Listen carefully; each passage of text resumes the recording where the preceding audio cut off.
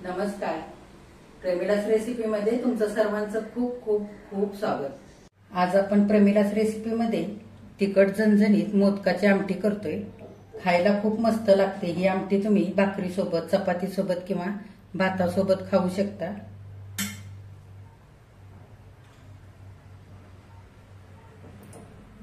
मोदकाची आमटी मस्त अशी तिखट झणझणीत आणि चवीला खूप मस्त झाली.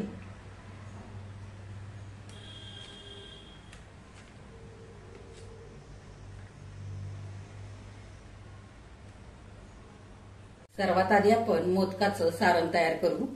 सारण तयार करण्यासाठी सगळ्यात आधी सारं साहित्य आपल्याला भाजून घ्यायचंय. तर इथे मी गॅसवर पॅन ठेवलाय. पॅन मध्ये 3 चमचे शेंगदाणे घालूया. शेंगदाणे छान आपल्याला खरपूस असे भाजून घ्यायचे. 2 मिनिटं चांगले शेंगदाणे भाजून घेतलेले. आता आपण काढून घेऊया. आता इथं मी छोटी अर्धी वाटी सुकं खोबरं खिसून घेतलंय, ते घालूया. खोबरं सुद्धा आपल्याला चांगलं खमंग असं भाजून घ्यायचंय. सारं साहित्य असं चांगलं खमंग भाजून घेतलं की सारण चवीला छान असं खमंग तयार होतं. 2 ते 3 मिनिटं खोबरं सुद्धा चांगलं असं खरपूस सोनेरी रंगावरती भाजलेलं आहे. आता काढून घेऊया. आता आपण 2 चमचे पांढरे तीळ घेतले, ते घालूया पॅन मध्ये. तीळ सुद्धा चांगले भाजून घ्यायचे. तीळ आता मिनिटभर चांगले हलकेसे असे सोनेरी रंगावरती भाजून घेतले. गॅस बंद करूया आणि 1 चमचा गरम पॅन मध्ये खसखस घालूया आणि गरम पॅन मध्ये तीळ आणि खसखस मिनिटभर चांगले हलवून घेऊया. हे बघा, गरम पॅन मध्ये खसखस सुद्धा तिळावरतीच घातले. खसखस छान आता इथे आपली सोनेरी रंगावरती भाजलेले. तीळ आणि खसखस काढून घेऊया. आता आपल्याला मिरचीचा ठेचा तयार करायचा आहे. तर इथे मी 2 मिरच्या घेतल्यात, थोडंसं आलं घेतलंय, मिक्सरच्या भांड्यामध्ये घालूया आणि 5-6 पाकळ्या लसणाच्या घालूया आणि ओबडधोबड छान असा ठेचा करून घेऊया. मिरचीचा इथं ओबडधोबड असा ठेचा करून तयार झालेला आहे. आता मिक्सरच्या भांड्यामध्ये भाजून घेतलेले तीळ आणि खसखस घालूया. शेंगदाणे घालूया आणि हे आपण छान असं बारीक वाटून घेऊया. तीळ, खसखस आणि शेंगदाणे असे बारीक वाटून घेतले. आता भाजलेलं खोबरं आपण हाताने चांगलं बारीक चुरून घेऊया. मिक्सरच्या भांड्यामध्ये बारीक करायचं नाही, नाहीतर खोबरं खूप असं बारीक होऊन जाईल. खोबरं चांगलं हाताने बारीक असं चुरून घेतलंय. आता ह्या चुरलेल्या खोबऱ्यामध्ये आपण हे वाटलेलं तीळ, खसखस आणि शेंगदाण्याचं मिश्रण घालूया. आता आपण ह्या मिश्रणामध्ये पाव चमचा हिंग घालूया, अर्धा चमचा लाल तिखट, अर्धा चमचा धनी पावडर, पाव चमचा हळद, सारणाच्या चवीपुरतं मीठ घालूया. आता वाटून घेतलेला मिरचीचा ठेचा घालूया. आता स्वच्छ धुवून बारीक चिरून घेतलेली कोथिंबीर घालूया. आता अर्धा चमचा तेल घालूया. आता सगळं सारण आपण हाताने एकजीव करून घेऊया. बघा, आपलं सारण इथे करून तयार झालेलं आहे. ह्या सारणामध्ये मी अर्धा चमचा लाल तिखट वापरलंय, कारण आपण मिरचीचा ठेचा सुद्धा घातलेला आहे. तुमच्या आवडीप्रमाणे तुम्ही इथे लाल तिखट वापरू शकता. आता आपण हे सारण बाजूला ठेवूया आणि मोदकाच्या पारीचं पीठ मळूया. आता मोदकाच्या पारीचं पीठ मळण्यासाठी इथे मी 1 वाटी भरून बेसनाचं पीठ घेतलंय, ते परातीमध्ये घेऊया. आता पारीचं पीठ मळल्यानंतर पारीच्या पिठाला चांगला एकजीवपणा येण्याकरता इथे मी 2 चमचे गव्हाचं पीठ घेतलंय, ते घालूया.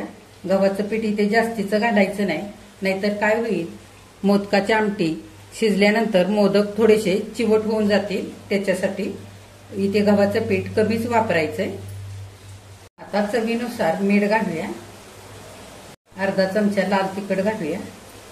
पाव चमचा हळद घालूया.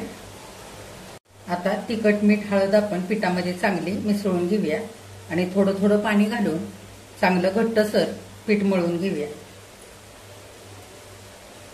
थोडं थोडं पाणी घालूनच पीठ मळायचं, नाहीतर खूप पातळ होऊन जाईल.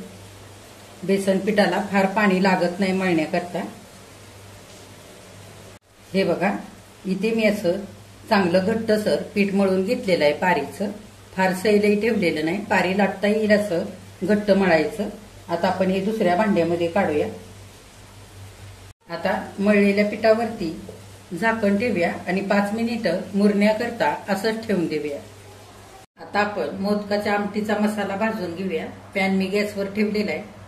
अर्धी वाटी सुकं खोबरं खिसून घेतलंय, ते घालूया. खोबरं आपल्याला छान असं खरपूस भाजून घ्यायचंय. हे बघा, मिनिटभर छान सोनेरी रंगावरती खरपूस असं खोबरं भाजलेलं आहे, काढून घेऊया. आता आपण त्याच पॅन मध्ये कांदा भाजून घेऊया. इथे मी एक मध्यम आकाराचा कांदा उभा चिरून घेतलाय. आता कांदा चांगला गुलाबी होईपर्यंत भाजून घेऊया. कांदा भाजण्यासाठी अगदी थोडंसं तेल घालूया. आता 2 ते 3 मिनिटं कांदा सुद्धा चांगला सोनेरी रंगावरती भाजून घेतलेला आहे. त्याच्यातच आपण 10-12 लसूण पाकळ्या आणि थोडंसं आलं घालूया आणि मिनिटभर सगळं चांगलं एकदा परतवून घेऊया. आता मिनिटभर सगळं चांगलं परतवून घेतलेलं आहे. आता गॅस बंद करूया आणि हे भाजून घेतलेलं सारं मिश्रण एका दुसऱ्या भांड्यामध्ये थंड होण्याकरता काढून घेऊया. आता भाजून घेतलेला मसाला सगळा थंड झालाय, आपण वाटून घेऊया. मिक्सरच्या भांड्यामध्ये आलं, लसूण आणि भाजलेला कांदा घालूया. भाजून घेतलेलं खोबरं घालूया. आता कोवळ्या देठांसह निवडलेली कोथिंबीर इथे मी स्वच्छ धुवून बारीक चिरून घेतली, ती सुद्धा घालूया.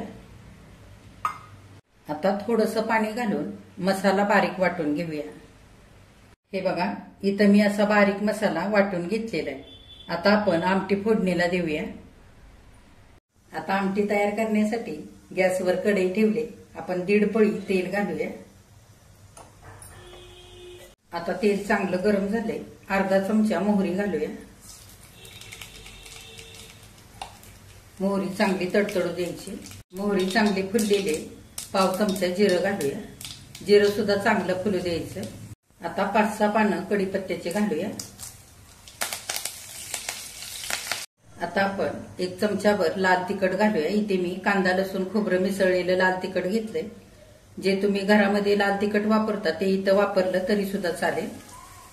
त्यातच 1 चमचाभर बेडगी मिरची पावडर घालूया. सगळं चांगलं मिसळून घेऊया. आता आपण वाटून घेतलेला सगळा मसाला घालूया.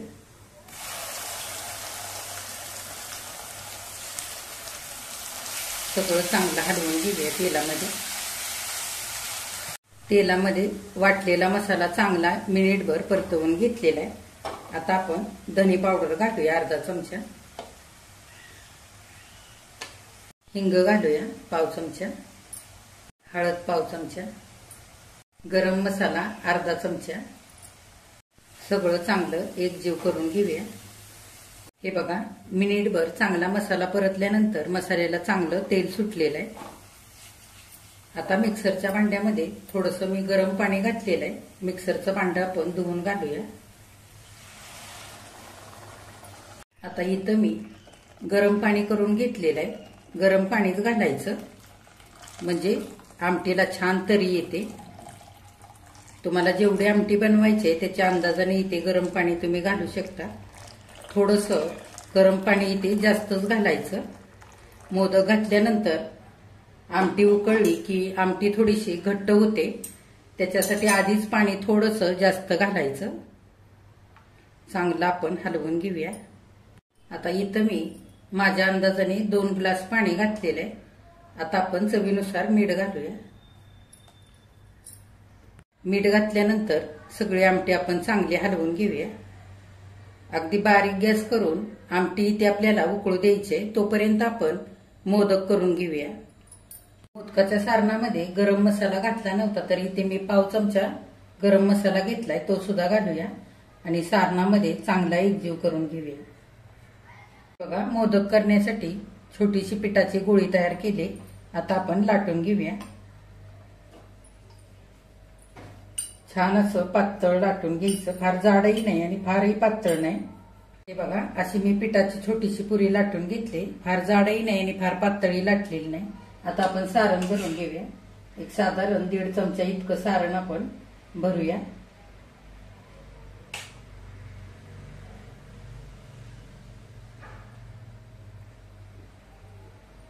आणि मोदकाच्या अशा कळ्या तयार करून घेऊया. आपण उकडीच्या मोदकासाठी जशा कळ्या तयार करतो ना अगदी तशाच तयार करायच्या. हे बघा अशा मोदकाच्या कळ्या मी तयार करून घेतल्यात. आता आपण मोदक मिटवून घेऊया. हे बघा ह्या पद्धतीने असा फारही मोदक इथे मोठे मोठे करायचे नाहीत, असे छोटे छोटेच करायचे. हे बघा आता ह्या पद्धतीने आपण सारे मोदक करून घेऊया.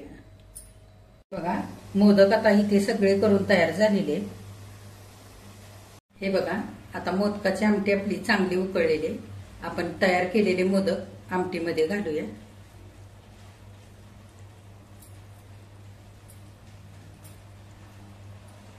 आता मोदक घातल्यानंतर हलक्या हाताने आपण आमटी हलवून घेऊया. मध्यम गॅस करून 10 ते 12 मिनिट मोदक शिजेपर्यंत चांगली आमटी आपल्याला इथं शिजवून घ्यायची. हे बघा 10 ते 12 मिनिट आता झालेले. आमटी आपली चांगली शिजले. मोदकाच्या मागच्या बाजूने असे खड्डे झालेले आहेत, म्हणजे मोदक सुद्धा चांगले शिजलेत आणि आमटी सुद्धा चांगली शिजलेली आहे.